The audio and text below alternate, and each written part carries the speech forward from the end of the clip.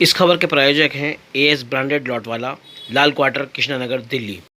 جنوں کہاں سے آیا، اس کی ابتدا کہاں سے ہوئی، یہ ہم نے جو سیکھا ہے یہ سب گلزار صاحب کی، میرے ساتھ بھی یہی ہے۔ باقی میں اسٹیج پر آ کر تو کچھ کہہ دوں، محفل میں کچھ کہہ دوں، لیکن ان کے ساتھ آپ کا کیا رویہ رہا اسی زمانے میں جو وہ روزہ افطاری کرتے تھے۔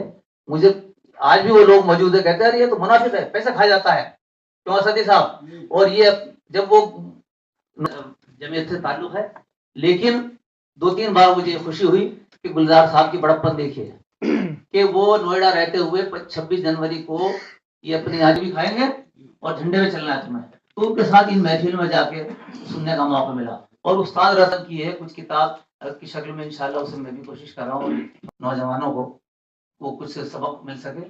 آپ کچھ عرض نہیں کر سکتا کے اعتبار سے رکھ لینا شیخ جی، جنت میں ایک سیٹ بھی رحمن کے نام کی۔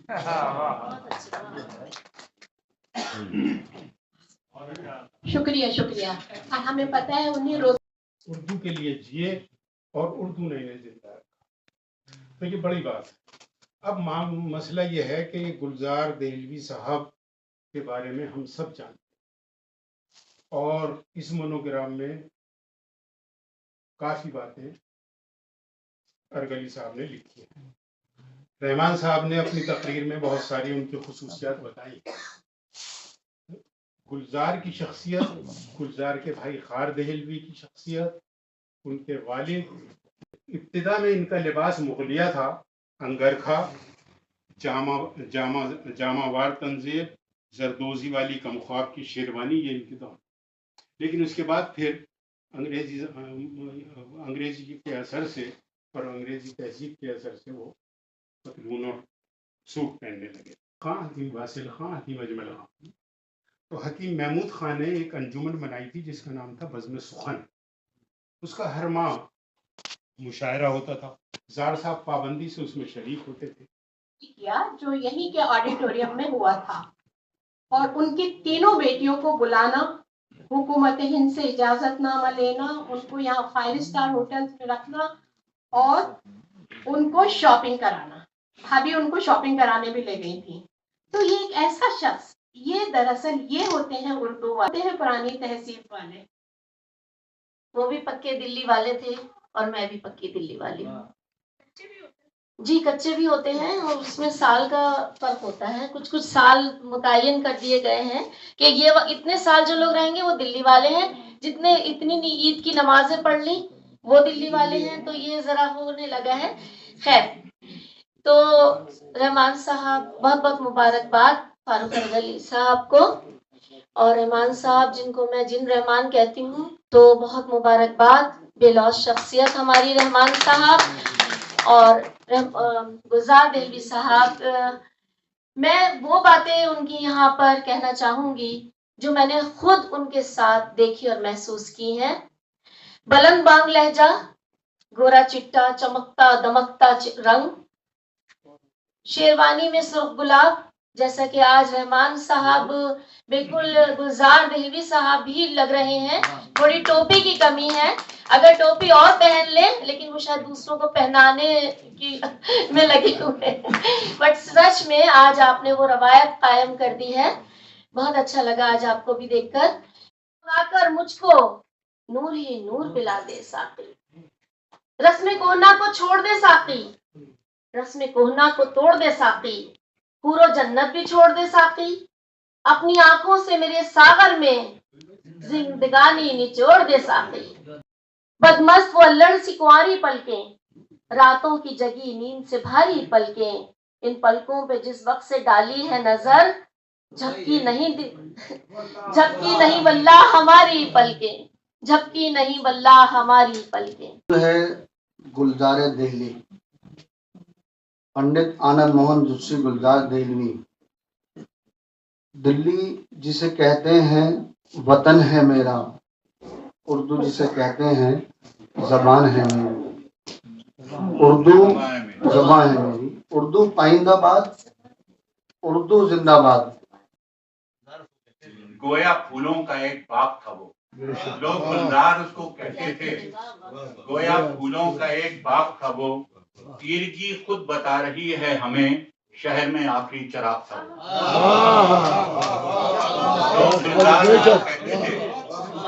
لوگ گلزار اس کو کہتے تھے گویا پھولوں کا ایک باغ تھا وہ، اور جیسے انسان حضرت گلزار زدشی تھے شکیل، جیسے انسان حضرت گلزار زدشی تھے شکیل، ملک میں ویسے کئی گلزار ہونا چاہیے۔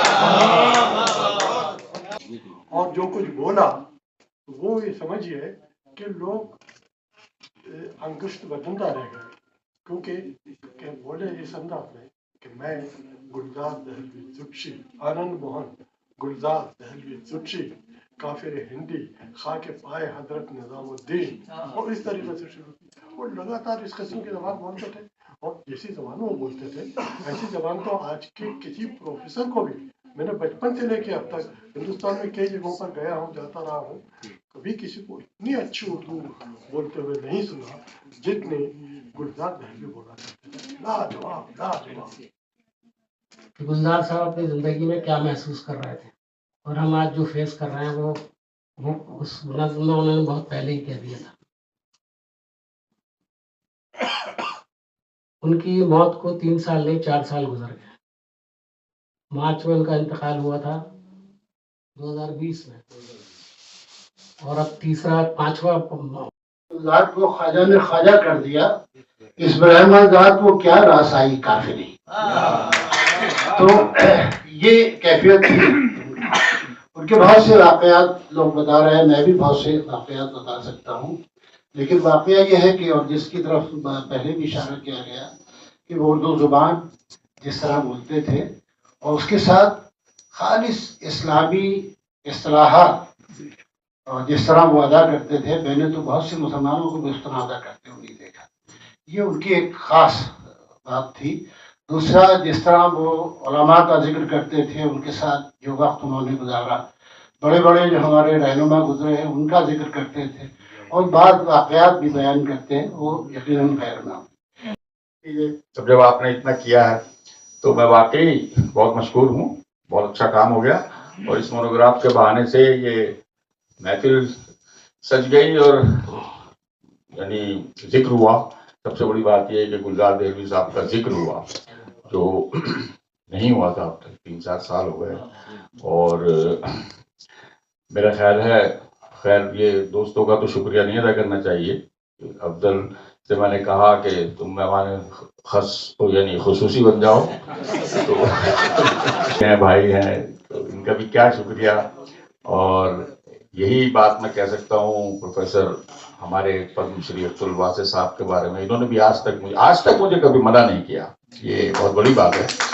اور جی سر، آج گلزار دہلوی صاحب کی یاد میں یہ پروگرام رکھا گیا ہے، کس طرح کا میسج یہاں سے ہے اور آگے کیا دیکھ رہے ہیں اردو کے ریگارڈنگ؟ کیونکہ گلزار صاحب نے ایک چیز قائم کی، اسے کہیں نہ کہیں اب وہ چیز لڑکھڑاتی ہوئی دکھائی دے رہی ہے۔ ایسا ہے کہ سب سے پہلے تو یہ کہ جو عالمی اردو ٹرسٹ ہے اس کے اس قدم کو سراہا جانا چاہیے۔ اس کی وجہ یہ ہے کہ ریئل میں ایک انجمن تھے گلزار صاحب، اور وہ ایک جو گنگا جمنی تہذیب کی جو علامت کے طور پر جب ہم بات کرتے ہیں تو صرف بات کرنے کی بات نہیں ہے، وہ تھے۔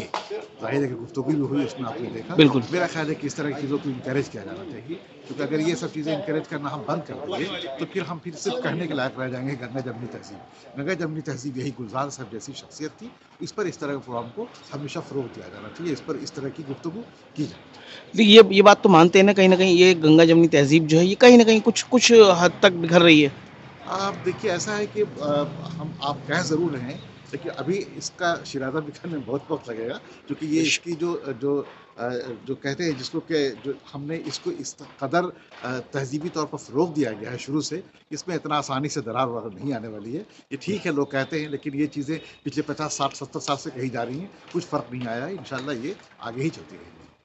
دیکھیے، آج سب سے زیادہ گلزار دہلوی کی یاد آتی ہے، اس لیے کہ اس ملک میں نفرت کی جو آندیاں چل رہی ہیں اس میں گلزار دہلوی ہمارے لیے ایک سہارے کا کام کرتے تھے، ایک ایسا سہارا جو گنگا جمنی تہذیب کا پیکر تھا، جو ہندو مسلم اتحاد کا نقیب تھا، جو اردو کا شاعر تھا، جو صوفی روایت جو ہے اس کا امانت دار تھا۔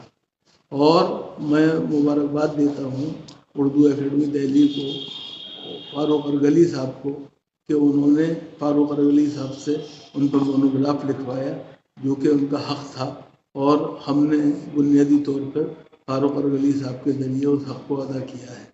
میں رحمان صاحب کو مبارکباد دیتا ہوں جنہوں نے اس کی رسم اجرا کی تقریب منعقد کی۔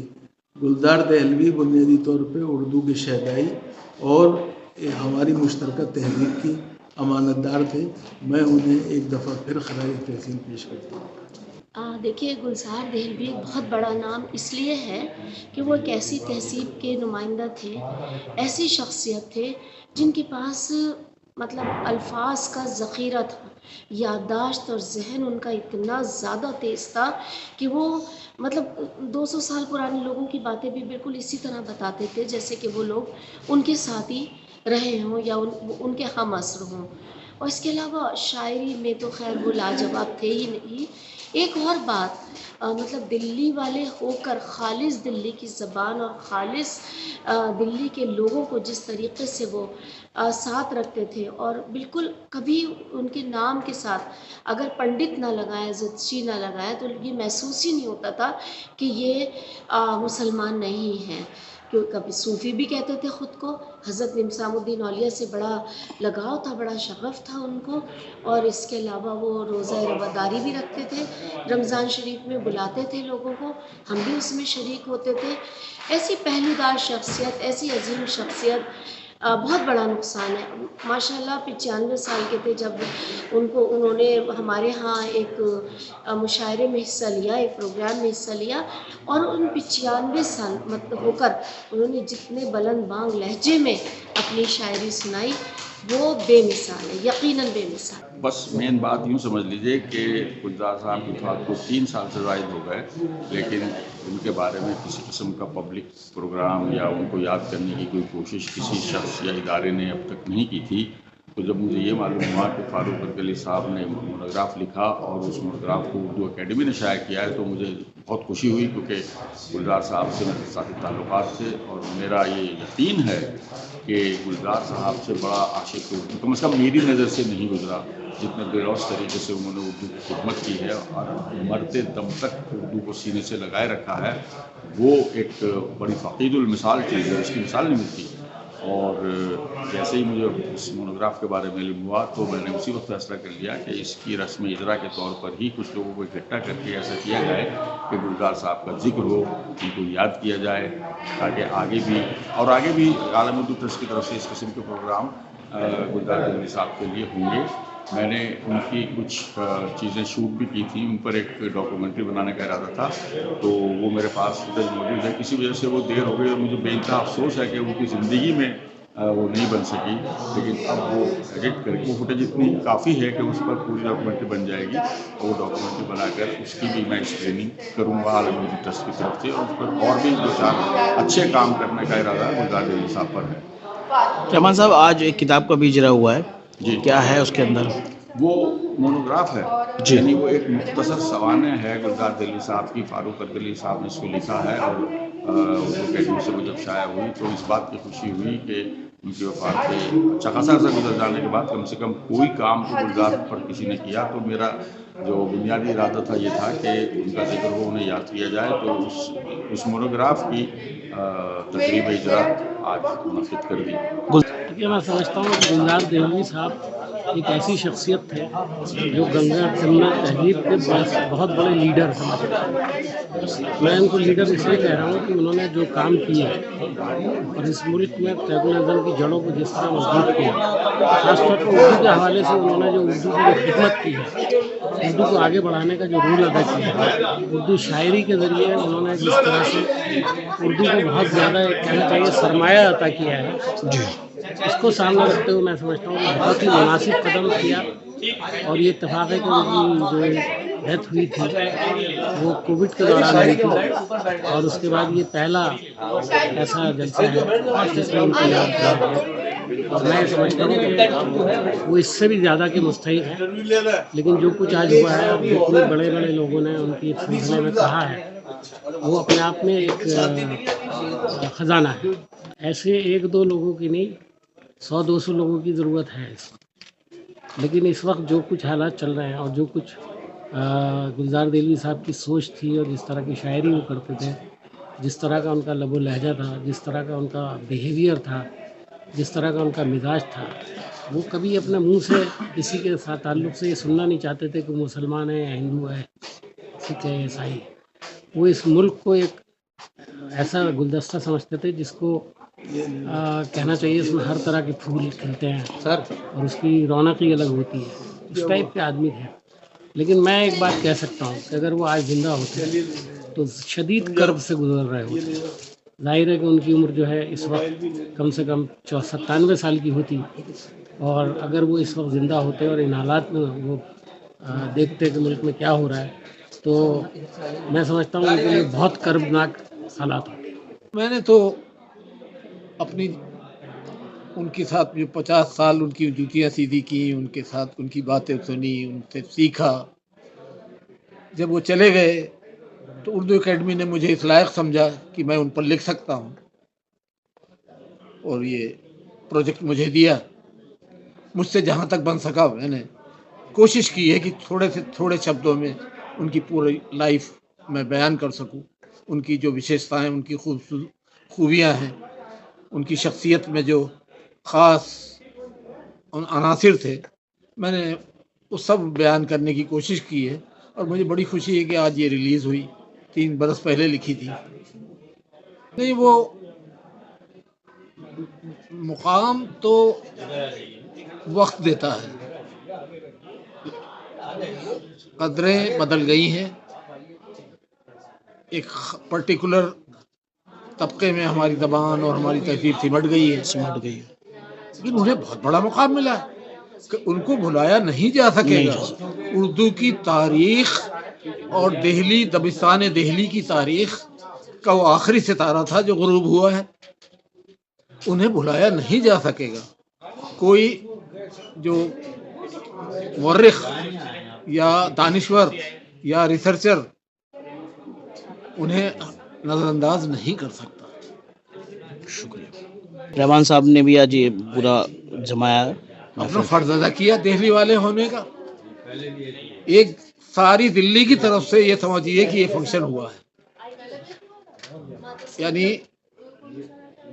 اب دلی میں کوئی ایسا رہا نہیں جو اس طرح سے سوچے۔ سارے لوگ جا چکے ہیں، نئی نسل میں اتنی وہ تمیز نہیں ہے، سلیقہ نہیں ہے، اور نہ وہ ذوق و شوق رہا، تو اس لیے فرض کفایہ ادا کیا ہے انہوں نے شہر دلی کی طرف سے۔ آج رحمان نے نہیں کیا، پوری دلی نے کیا ہے۔ بہت